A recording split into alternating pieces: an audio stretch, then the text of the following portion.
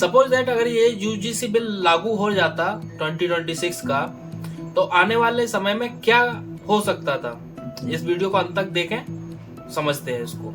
पहली चीज, जिस जातिगत भेदभाव को हम मिटाने का काम कर रहे हैं, समय दर समय उन चीजों को खत्म करने का काम कर रहे हैं, लेकिन ये बिल आने के बाद हम फिर से जातियों में बढ़ जाते। जनरल वालों का एक अलग ग्रुप हो जाता और ओबीसी या SC ST वाले एक अलग ग्रुप में हो जाते। दोनों के आपसी टकराव होते समय समय पर, जिससे कि इस कानून का यूज से ज्यादा मिसयूज देखा जाता। अगर हम न्याय किसी को दे रहे हैं तो उसको समान रूप से न्याय देना चाहिए, ना कि जाति के आधार पर देना चाहिए। खुरापाती दिमाग किसी भी वर्ग का हो सकता है, जरूरी नहीं है वो सामान्य वर्ग का हो या फिर अन्य वर्ग का हो। इसीलिए न्याय मनुष्य की मनुष्यता के आधार पर देना चाहिए। क्योंकि हम सब कॉलेजों में साथ में रहते हैं तो हंसी मजाक की भी चीजें चलती रहती हैं।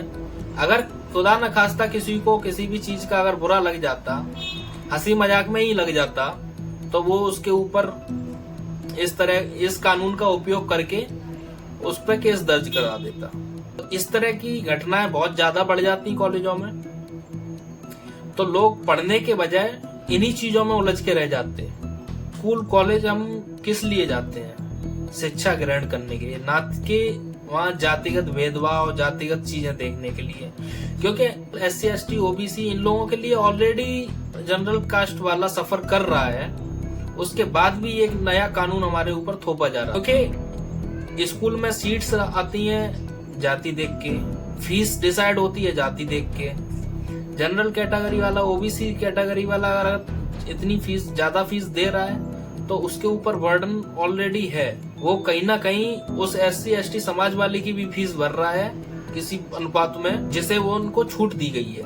ये सबके लिए सामान्य हो तो फीस भी सबके लिए सामान्य होगी। इसका अमाउंट भी हो सकता है कम हो जाए सबके लिए, क्योंकि ऑलरेडी हम लोग इस चीज से जूझ रहे हैं। पढ़ाई के बाद जब नौकरी का नंबर आता है तो वो भी कास्ट के आधार पर ही निकलती है। तो गवर्नमेंट को ये सब ऑलरेडी देखना चाहिए कि ऑलरेडी तुम लोगों ने इतना डिवाइड करके रखा है चीजों को, उसके बाद भी अगर इस तरह की चीजें लानी पड़ रही हैं तो कहीं ना कहीं गवर्नमेंट के ऊपर ये क्वेश्चन है। गवर्नमेंट या तो उस तरह का काम नहीं कर पा रही है या फिर ये जानबूझ के किया गया है। अगर किसी समाज को इतना सब कुछ करने के बाद भी अगर उसका उद्धार नहीं हो पा रहा है 70-80 सालों में, तो मुझे नहीं लगता वो भविष्य में कभी भी उद्धार होगा उसका।